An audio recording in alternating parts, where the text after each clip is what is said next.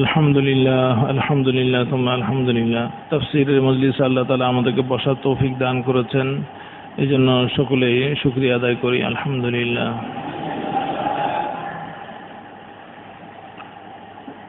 প্রথমে প্রশ্নের উত্তর দেওয়া হবে, এরপর তাফসীর হবে ইনশাআল্লাহ। বিসমিল্লাহির রহমানির রহিম। প্রশ্ন: মসবুক ব্যক্তি ভুলবশত ইমামের সাথে দুই দিকে সালাম ফিরিয়ে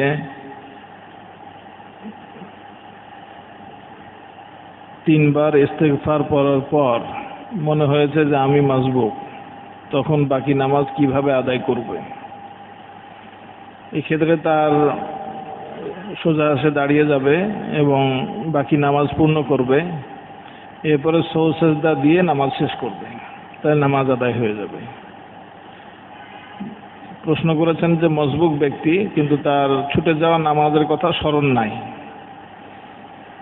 সে ইমামের সাথে সালাম ফিরিয়ে দিয়েছে, ইস্তেগফারও পড়েছে, নামাজ পরিপন্থী কোনো কাজ যদি না করে থাকে, কারোর সাথে কথা বলে ফেললো বা ওযু চলে গেল, এরকম নামাজ পরিপন্থী কোনো কাজ যদি না হয়ে থাকে, তাহলে ওই অবস্থায় সে দাঁড়িয়ে যাবে, দাঁড়িয়ে বাকি নামাজ সম্পন্ন করবে, এরপরে সজদা দিয়ে নামাজ শেষ করবে, নামাজ হয়ে যাবে।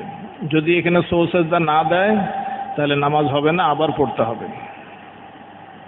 অনুরূপভাবে যদি নামাজ পরিপন্থী কোনো কাজ করে ফেলে, ইস্তেগফার তো নামাজের ভিতরের জিনিসই, ইস্তেগফার নামাজের ভিতরেও পড়া যায়, নামাজে করা যায় না এমন কোনো কাজ করে ফেলেছে, তাহলে তাকে নামাজ আবার শুরু থেকে পড়তে হবে।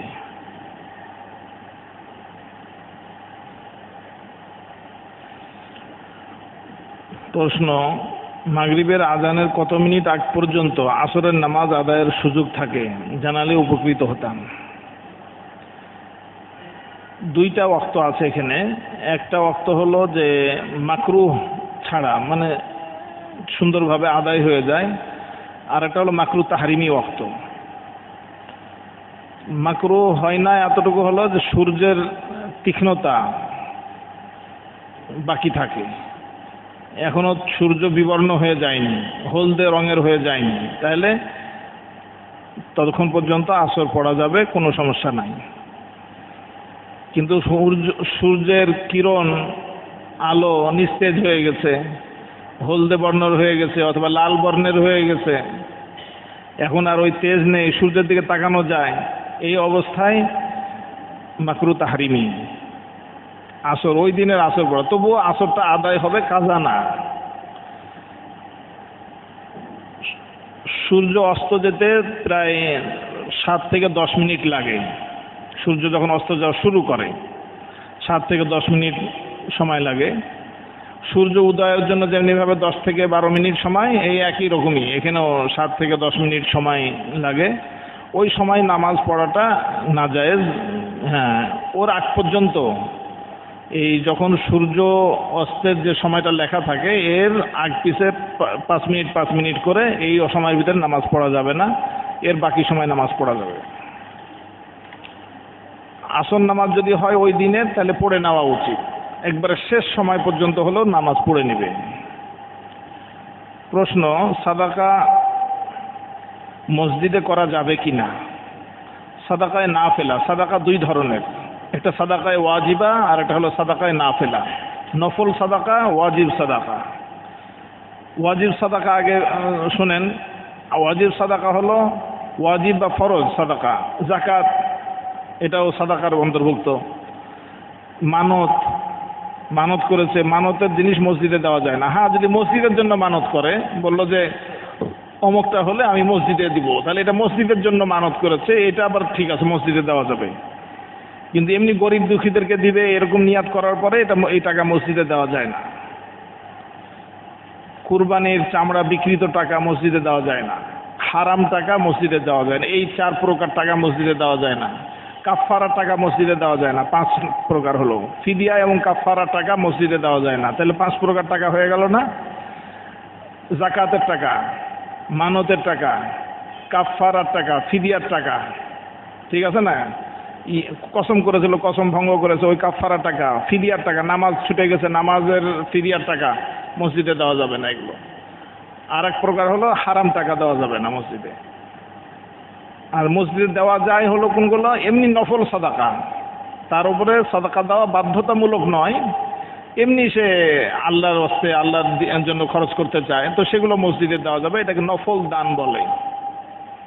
নফল দান, কোনো বিপদে ভিতরে পড়েছে বা কোনো সমস্যা বা এমনি আখিরাতের কথা স্মরণ হয়েছে, আল্লাহ তাআলা সন্তুষ্টির জন্য সে দিতে চায়, এগুলো সব মসজিদে দেওয়া ঠিক আছে।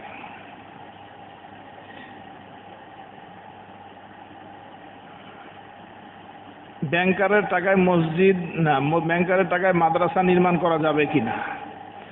ব্যাংকারের টাকা যদি মানে ব্যাংকে যে চাকরি করে তাকে ব্যাংকার বলছে। ব্যাংকারের দুই ধরনের টাকা থাকতে পারে, এক হলো তার ব্যাংকের থেকে যেটা পেয়েছে সেটা তো নাজায়েজ, আর একটা হলো যে তার পৈতৃক সম্পত্তি আছে, সে সম্পত্তি বিক্রির টাকা, ওগুলো সমস্যা নাই। ব্যাংকার হলেই যে তার সমস্ত টাকা হারাম তা নয়।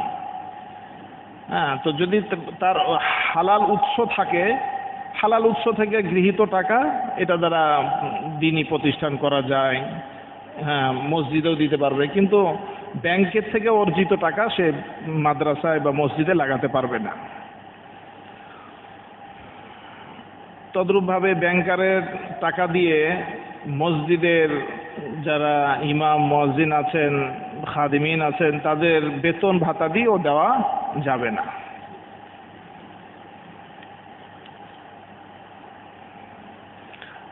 প্রশ্ন, প্রথম বা দ্বিতীয় রাকাতে যদি ভুলে যায় কত রাকাত পড়েছি তবে কি করব? প্রশ্ন করেছেন যে প্রথম বা দ্বিতীয় রাকাতেই ভুলে গেছে যে কত রাকাত পড়েছে, তাহলে কি করবে? কমটা ধরে নিবে। হ্যাঁ, তার প্রবল ধারণা অনুযায়ী আগে খেয়াল করবে। প্রবল ধারণা অনুযায়ী কোনোটা যদি স্থির হয়ে যায় তাহলে যেরকম ধারণা সে অনুযায়ী আমল করবে। আর প্রবল ধারণা যদি না, কোনো একদিক যদি তার ধারণা বেশি হয়, প্রবল হয়, এরকম যদি না হয় তাহলে কমটা ধরবে।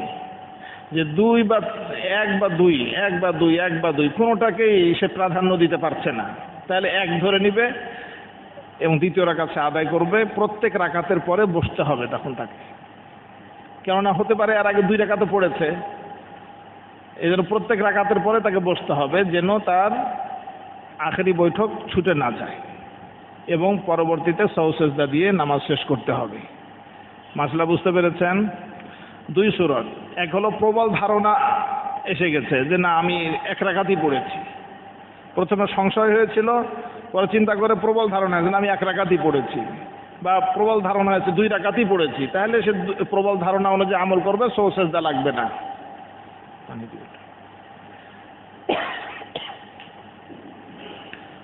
আর যদি প্রবল ধারণা না হয়, কোনো একদিক ধারণা যদি কি ঝুঁকে না যায়, প্রবল না হয়, বেশি না হয়, বরং দুটো সমান, এক রাকাত পড়েছি না দুই রাকাত পড়েছি কোনোটাই বোঝা যাচ্ছে না, একবার বলে এক রাকাত পড়েছি, একবার বলে যে দুই রাকাত পড়েছি, মানে কোনোটাই প্রাধান্যবাদ, তাহলে কমটা ধরে নিতে হবে। বুঝেছে না? এবং প্রত্যেক রাকাতেই বসতে হবে এবং অবশেষে সওসেজদা দিতে হবে। আলহামদুলিল্লাহ।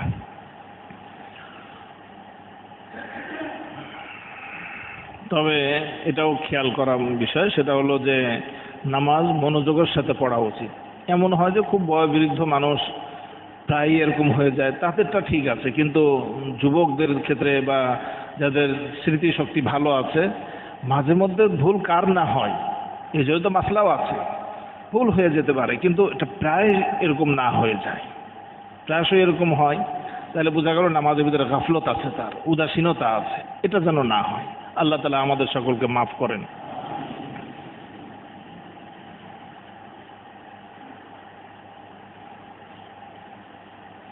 প্রশ্ন, যে ব্যক্তি দোয়া কুনুত পড়তে পারে না সে ব্যক্তি বেতের নামাজ কিভাবে পড়বে? দোয়া কুনুত দ্রুত শিখে নেবে, আর শিখে নেওয়ার আগ পর্যন্ত ওই সময় দাঁড়িয়ে সে রব্বানা আতিনা ফিদ দুনিয়া হাসানা ওয়া ফিল আখিরাতি হাসানাতাও ওয়া কিনা আযাবান নার এটা পড়বে বারবার, কমসে কম 3 বার পড়বে। তো তাও পারে না, এখন কি করবে? আস্তাগফিরুল্লাহ আস্তাগফিরুল্লাহ আস্তাগফিরুল্লাহ পারে কি না সেটা পড়বে। আল্লাহুম্মা গফিরলি ওয়ারহামনি আল্লাহুম্মা গফিরলি ওয়ারহামনি, অথবা দোয়া মাসুরা আছে না শেষে, নামাজের শেষে, সেটা পড়বে। এরকম তবে তার জন্য উচিত যে দ্রুত যে প্রসিদ্ধ যে দোয়া কুনুত আছে সেটা মুখস্থ করে নেবে, কারণ সেটা হাদিস শরীফে বর্ণিত হয়েছে।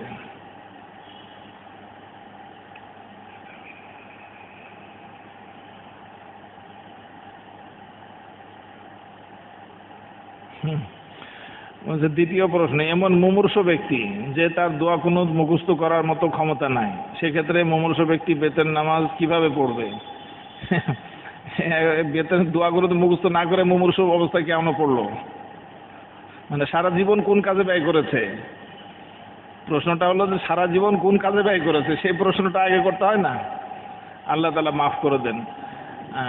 তো এই সহজ সকলের জন্য, মুমূর্ষ ব্যক্তি হোক আর হায়াত থাকুক বা যে অবস্থায় থাকুক, সুস্থ হোক অসুস্থ হোক, রব্বানা আতিনা ফিদ দুনিয়া হাসানা ওয়া ফিল আখিরাতি হাসানাতাও ওয়া কিনা আযাবান নার, কোরআন হাদিসে বর্ণিত যে কোনো দোয়া যদি পড়ে তাহলে এটা দোয়া কুনুতের হক আদায় হয়ে যায়, ওয়াজিব আদায় হয়ে যাবে। বাকি উত্তম হলো হাদিসে বর্ণিত দোয়া কুনুত পড়া।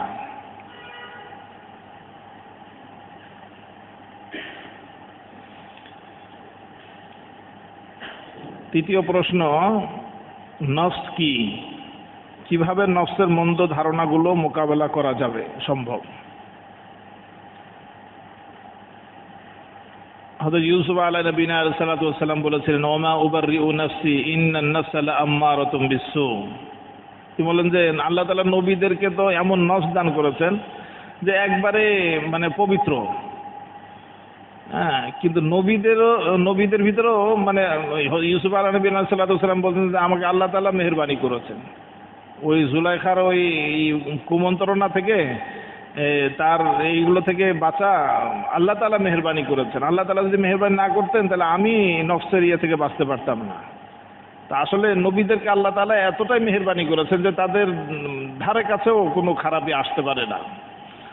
কিন্তু মানুষের ভিতরে আল্লাহ তাআলা দুই ধরনের দিয়েছেন, যে ফাআলহামাহা ফুজুরাহা ওয়া তাকওয়াহা। আয়াতটা কি এর আগে? ফাআলহামাহা ফুজুরাহা ওয়া তাকওয়াহা। আল্লাহ তাআলা বলেছেন নফসের ভিতরে মানুষের মন যেটা আছে, এই নফস বলা হয় ওটাকে, মানুষের মন যেটা ওটাকে নফস বলে। যে এই নফসটা দুই ধরনের, একটা হলো যে আম্মারা, আর একটা হলো একটা হলো লাওয়ামা, আর একটা হলো মুতমাইন্না। যে কিছু নফস আছে যেটা একবারে বেশি বেশি গুনার দিকে ধাবিত করে, গুনার দিকে ধাবিত করে। আর কিছু নফস আছে যেটা নামাজের দিকে, ইবাদতের দিকে, আল্লাহ তাআলার দিকে টানে। ঠিক আছে না? আল্লাহ তাআলা বলেন মানুষের আমি নফস বানিয়েছি এবং তার ভিতরে আমি মন্দ কাজেরও যোগ্যতা দিয়েছি, ভালো কাজেরও যোগ্যতা দিয়েছি। মন এই কথা বলতেই থাকবে। সেই মন যে কথা বলবে ওটা ধর্তব্য হবে না, ওটার উপর আমল যতক্ষণ পর্যন্ত না করবে। মনের ভিতরে কোনো একটা জিনিস খালি খুটখুটাইতেছে, কোনো গুনার কথা বারবার আসলেই সেটা ধর্তব্য হবে না। যদি সেটাকে সংকল্প করে ফেলে মনে মনে যে আমি এরকম করব, নাউজুবিল্লাহ, আর সেটা গুনার কাজ হয়, এই সংকল্পের কারণে একটা গুনাহ হবে। আর এরপরে যদি সে ওটা না করলে আল্লাহ তাআলা মাফ করে দিবেন। আর অন্তরের ভিতরে কোনো জিনিসের নেক কাজের সংকল্প যদি করে তাহলে একটা সব লেখা হয়। গুনাহ লেখা যেটা, এটা পরে না করলে পরে ওটা মুছে যায়, কিন্তু নেক কাজের সংকল্প এটা লিপিবদ্ধ হয়। এবং এটা কারণে এই জন্য বলেন না যে ভালো কাজে নিয়ত করেন, ওই চিল্লা দেওয়ার নিয়ত করেন, তো নিয়ত করেন, সব নিয়ত করলেই সব লেখা। এই জন্য অনেকে শুধু নিয়ত করে, যাওয়ার এখনই কোনো না, এমনি নিয়ত করে আমি এক চিল্লা লাগাবো, এক সাল লাগাবো, এরকম নিয়ত করে। তো নিয়ত করার কারণে ভালো কাজে নিয়ত করলো না, এর কারণে একটা সব লেখা হয়।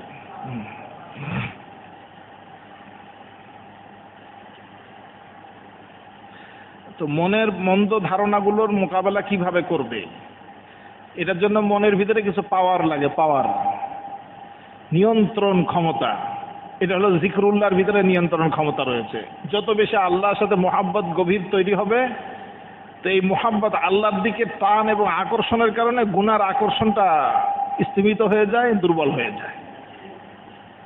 কে বললো ঠিক ভাই? এরকম কোনো, সব কথাই ঠিক আছে। আপনি হঠাৎ করে এক কথার উপরে এরকম ঠিক ভালো লাগে না আমার কাছে। এটা মিছিল মিটিংয়ের কথাবার্তা এগুলো।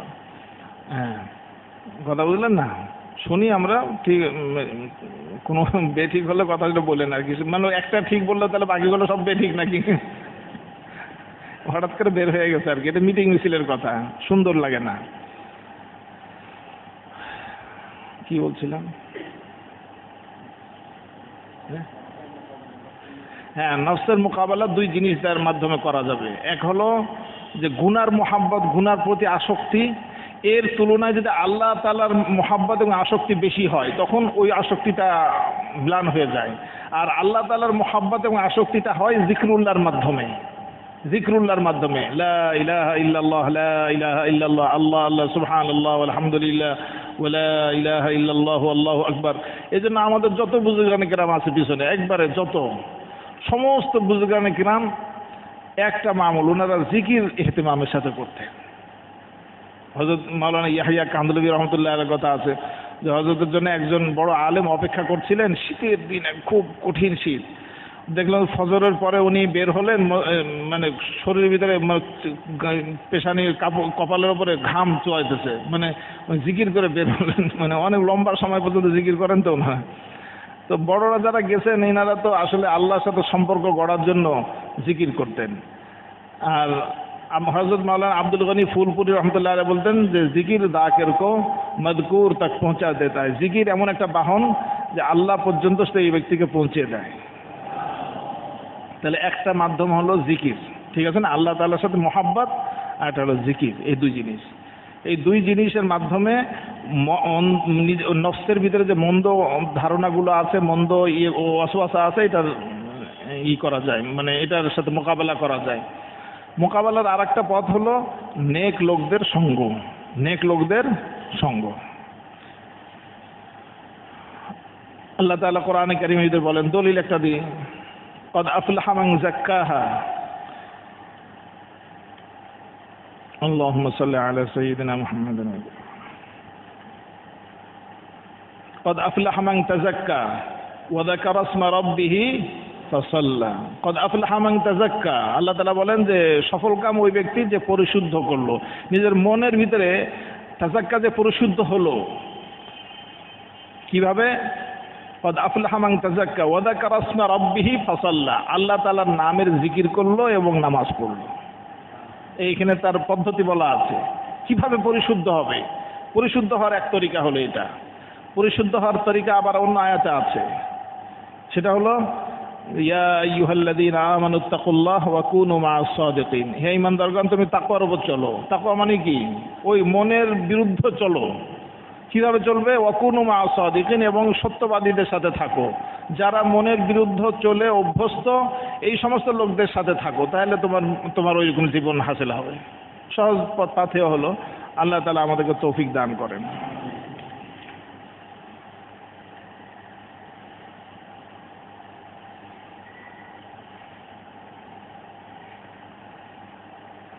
অনেক ধরনের টুপি আছে, যে টুপিতে কাবা শরীফের আঁকানো থাকে, কাবা শরীফ আঁকানো থাকে।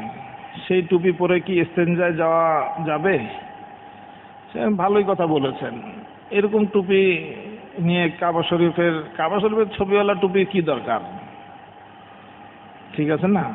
এরপরও যদি পরে সেটা নিয়ে কাবা ইস্তেঞ্জায় যাওয়া অসুন্দর, গুনাহ হবে না। ছবি তো আর কাবা শরীফ না। ছবি কি কাবা শরীফ? ছবি তো ছবি, কিন্তু এটা অসুন্দর, দৃষ্টিকটু, অরুচিকর।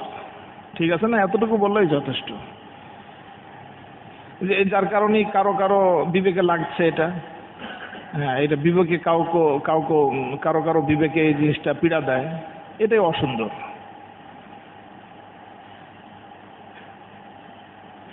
আরো অনেক টুপি আছে যাতে আরবি হরফ লেখা থাকে, সেই সব পরে কি ইস্তেঞ্জা যাওয়া ঠিক? আরবি হরফ যদি থাকে, হরফ তো আর না, আল্লাহ তাআলার নাম লেখা থাকে, কোরআনে কারীমের নাম লেখা, কোরআনে কারীমে কোন আয়াত লেখা থাকে, এগুলো নিয়ে ইস্তেঞ্জাখানায় যাওয়া জায়েজ নাই বিলকুল। এছাড়া এমনি আরবি হরফ যদি আলিফ লেখা থাকলো, বা লেখা থাকলো, এরকম যদি থাকে, এরকম কোন টুপি আজকাল বের হয়েছে, কি টুপি কারা বানায়? টুপি তো এমনিই সুন্দর, এর ভিতরে আবার আলিফ বাতাসা লেখার দরকার আছে কিনা?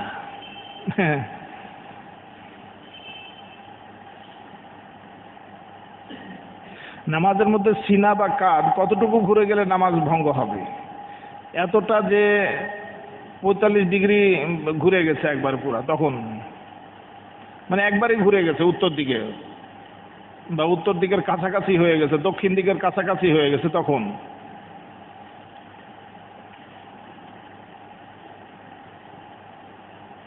টেলিভিশন ঠিক করে অর্থ উপার্জন হালাল হবে কি? আপনার জন্য উচিত যে দ্রুত এই পেশা পরিবর্তন করে অন্য পেশা অবলম্বন করা। যতদিন অন্য পেশা না হয় ততদিন ঠিক করতে থাকেন আর ইস্তেগফার করতে থাকবেন। তওবা ইস্তেগফার, আল্লাহর কাছে বলতে থাকবেন, আল্লাহ আমাকে হালাল রিজিকের ব্যবস্থা করে দেন। টেলিভিশন ঠিক করে দিলেন, পরে ওরা বিভিন্ন যখন সিনেমা দেখবে তখন আপনার গুনাহ হবে, সহযোগিতার গুনাহ তো হবেই। কি কয় না? আল্লাহ তাআলা মাফ করেন। অ্যান্ড্রয়েড মোবাইল ঠিক করে অর্থ উপার্জন করা হালাল হবে কি? অ্যান্ড্রয়েড ফোনটা তো আসলে ছবি দেখার জন্য না। টেলিভিশন কিসের জন্য? এটা কি আর কোনো কাজ আছে? এটা থেকে তো ওই কাজই, বিভিন্ন নাটক দেখবে বা সিনেমা দেখবে, খবর দেখবে, যাই হোক কোনো কিছু দেখবে। তো এর ভিতরে সব যাই খুলুক গুনাহ আছেই। গুনাহ মুক্ত কোনো জিনিস, এমন কোনো জিনিস না। যেমন একটা খবর দেখবেন, সবচেয়ে ভালো কাজের ভিতরে খবর দেখলেও আপনি এখানে কি মানে গুনাহ বিষয় আছে। হ্যাঁ, এই জন্য অ্যান্ড্রয়েড ফোন ঠিক করে অর্থ উপার্জন করা এটা বৈধ, ঠিক আছে, বৈধ হবে। যে খারাপ নিয়তে খারাপ ব্যবহার করবে সে গুনাহ তার উপরে হবে।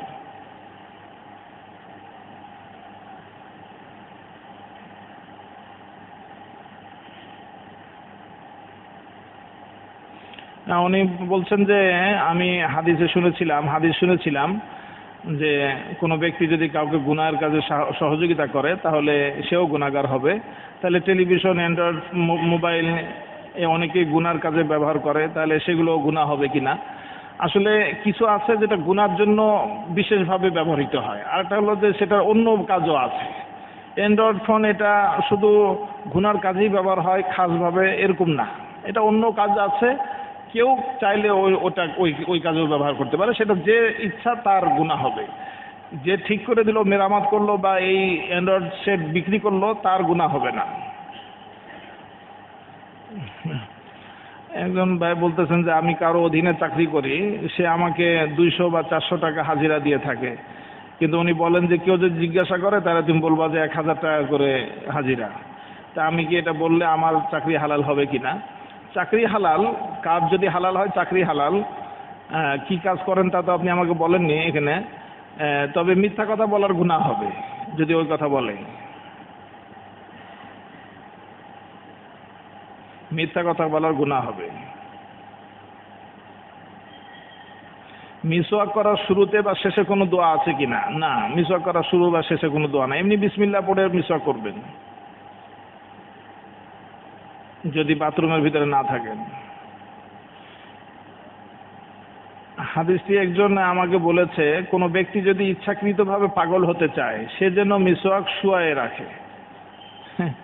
একবারেই ভিত্তিহীন জাল হাদিস। হাদিস আর জাল হয় না, হাদিস তো সব সহিহ। ভিত্তিহীন কথা, এটা জাল কথা, যেটা হাদিস হিসাবে চালিয়ে দেওয়া হয়েছে। এরকম কথা ভিত্তিহীন।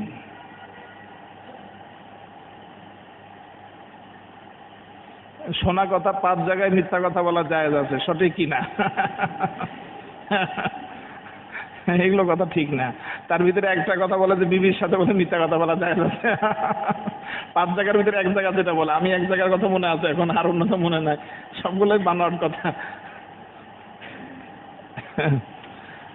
মিথ্যা কথা কখনোই বৈধ না।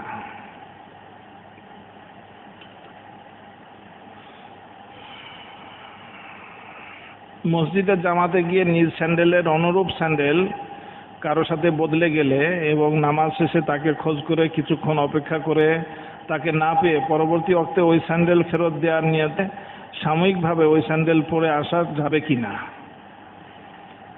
মানে নিজের স্যান্ডেল না পেলে অনুরূপ স্যান্ডেল থাকলেও সেটা না নেওয়া উচিত। কেননা মানে যার স্যান্ডেল সেই যে আপনার নিয়েছে, এটা আপনি বুঝলেন কিভাবে? নিজের স্যান্ডেল ছাড়া তো নেওয়া যায় না। আর যদি সে নিয়েও যায় তারটা তো আসলে তার আপনার সাথে বদল করে যায়নি সে। যাই হোক, মাসালা হলো এটাই যে নিজের স্যান্ডেল ছাড়া অন্য স্যান্ডেল নিয়ে যাওয়া যাবে না। আর একটা কথা বলেছেন যে কোনো একটি মসজিদে জুমার ওয়াক্তের পর কিছু তালিম হয়, এবং তালিম শুরুর সময়টা সুনির্দিষ্ট নয়, 5-10 মিনিট হেরফের হয়ে থাকে। এই ক্ষেত্রে কেউ নামাজরত অবস্থায় তালিম শুরু হয়ে যায়, এরূপ ক্ষেত্রে তালিম শুরু করার কি সহি? সেই সাথে জানতে চাই মসজিদে কেউ জামাতরত অবস্থায় বয়ান, তালিম ইত্যাদি শুরুর ক্ষেত্রে কি আহকাম রয়েছে। আমরা অনেক সময় মনে করি এই সমস্ত প্রশ্নগুলো আমাদের কাছে আসেই হলো এই জন্য যে আজকাল আমাদের ভিতরে একটা ভ্রান্ত ধারণা এসে গেছে, সেটা হলো যে মসজিদ মানে হলো নামাজের জায়গা। এখন ধরেন আমরা এখানে তাফসির করছি, কোনো ব্যক্তি এসে যদি ধরেন নামাজ শুরু করলো, এই জন্য আমরা দেখেন এখানে একটু সিস্টেম রেখেছি, ওই যে আছে মসজিদের ভিতরে যারা নামাজ পড়তে থাকে তাদেরকে বাইরে নামাজ পড়তে অনুরোধ করা হয়, দোতলা আছে। মানে মসজিদ শুধু নামাজের জায়গা নয়, মসজিদ তালিমেরও জায়গা, মসজিদ থেকে দিন শিখার জায়গা, দিন শেখানোর টান কেন্দ্র হলো মসজিদ। মাদ্রাসাতে তো খাস মানুষরা শিখে, যারা ভর্তি হয়ে ওইভাবে শিখবে। সাধারণ মানুষদের বেশি না, ওই ধরনের মানুষ বেশি, 1% তো না মসজিদে মাদ্রাসা যারা পড়ে, বাকি মানুষরা দিন শিখবে কোথায়? তো এই জন্য মসজিদে দিন শেখানোর পরিবেশ থাকা উচিত। তবে হ্যাঁ, কিছু ওয়াক্ত, জুমার ওয়াক্ত হয়ে গেল, জুমার ওয়াক্তের পরেই মুসল্লিরা আসেন, তো সেই সময় কিছু ওয়াক্ত শুরুর দিক থেকে কিছু ওয়াক্ত রাখা উচিত, যেন মানুষ এসেই জুমার প্রস্তুতি নেয়, তাহিয়াতুল ওযু, তাহিয়াতুল মসজিদ আদায় করে। হ্যাঁ, এগুলো হওয়া উচিত।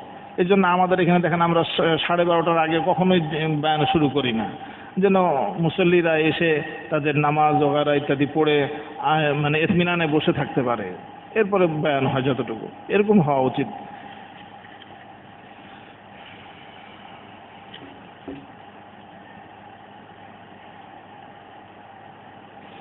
বর্তমানে মুসলিম সমাজের বৃহৎ অংশের অবস্থা এরূপ যে তারা ইন্টারনেট, ইউটিউবের কোনো গলত ব্যক্তির বয়ানে খুবই ভক্ত, এবং তাদেরকে এরূপ বক্তার বিষয়ে সতর্ক করলেও তা শোনার পরিবর্তে বিরূপ প্রতিক্রিয়া ব্যক্ত করে।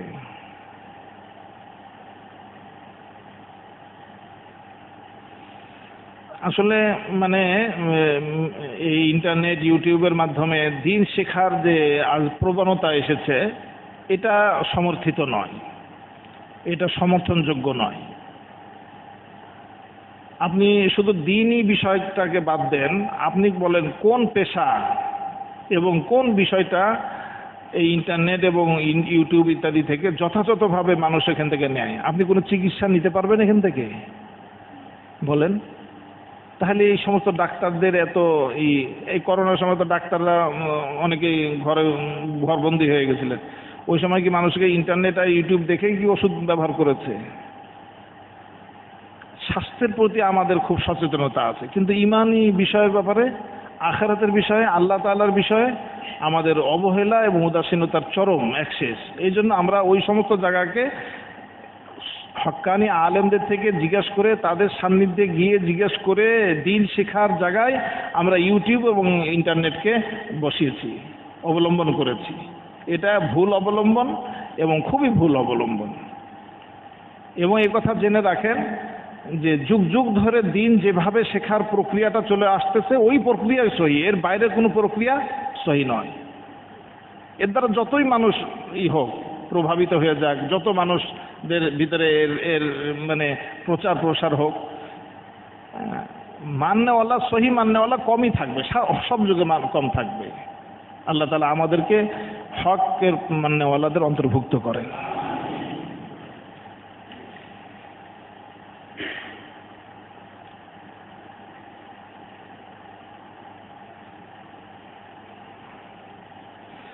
নিজের ভিতরে কি কি লক্ষণ দেখে বোঝা যাবে যে আমার ভিতর কোন আল্লাহওয়ালার মোহাব্বত আছে? মোহাব্বতটা তো আসলে লক্ষণের বিষয়, মোহাব্বত তো অন্তরের ভিতরে আছে কিনা না আছে সেটা তো এমনি বোঝা যাবে। কমসে কম এতটুকু মোহাব্বতের এতটুকু কমসে কম হলেও ঠিক আছে, সেটা হলো যে বিরূপ ধারণা তার ব্যাপারে হবে না। ঠিক আছে না? মোহাব্বতের ব্যাপারে প্রথম তাকাজা, কারো ব্যাপারে মোহাব্বত এবং ভালোবাসার প্রথম যে দাবি সেটা হলো তার ব্যাপারে বিরূপ ধারণা হবে না। ঠিক আছে না? হ্যাঁ, তার ব্যাপারে বিরূপ ধারণা হবে না। বিরূপ ধারণা হলে তাহলে মোহাব্বত নাই। ঠিক আছে না? হ্যাঁ।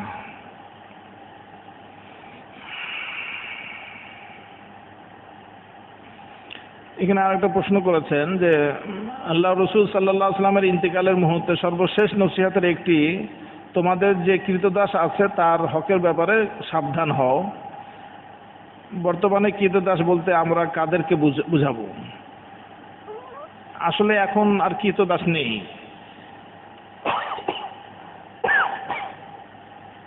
হাদিসে যে কৃতদাস বলা হয়েছিল সেগুলো বাস্তব অর্থে যে কৃতদাস। এখন যে সমস্ত আমাদের অধীনে যে সমস্ত কাজের মানুষরা থাকে তাদেরকে কৃতদাস বলা যায় না। আর একটা প্রশ্ন করেছেন এক ভাই যে হুজুর, আমার আব্বা প্রতি রাতে 10 থেকে 11টা পর্যন্ত টেলিভিশন দেখে, সকাল 7টা 8টা পর্যন্ত ঘুম থেকে উঠে, সকাল 8টা পর ঘুম থেকে উঠে, ঠিক মতো ফজর নামাজ পড়ে না।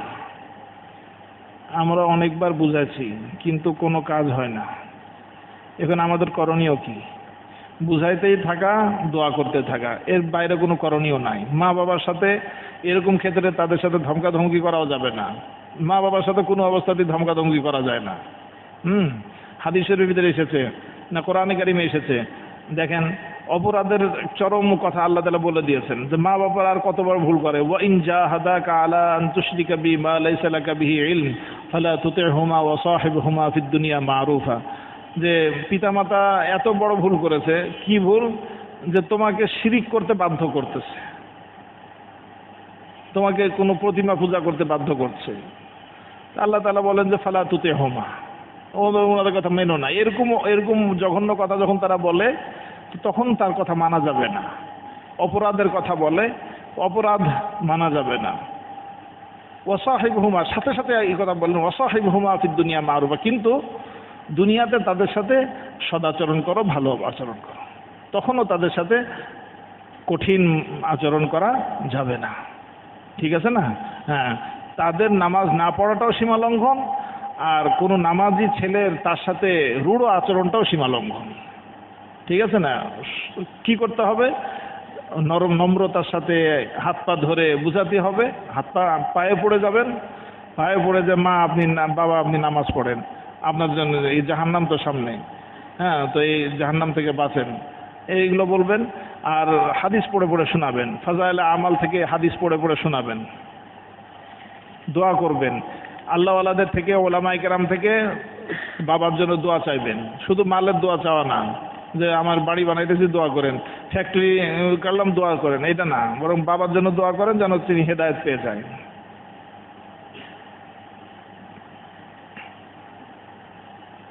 তাবলীগে নিয়ে যাবেন, চিল্লায় 3 দিনে নিয়ে যাবেন। ঠিক আছে না? হ্যাঁ, তাফসিরে নিয়ে এসে বসাবেন। এগুলোর দ্বারা আসলে আস্তে আস্তে তাদের ভিতরে দিন আসবে ইনশাআল্লাহ। নেক লোকদের সঙ্গ একজন মানুষকে নেক বানায়, এটা একটা বড় দামি জিনিস। আল্লাহ তাআলা আমাদের সকলকে নেক লোকদের সঙ্গ আমাদেরকে সবসময় নসিব করেন।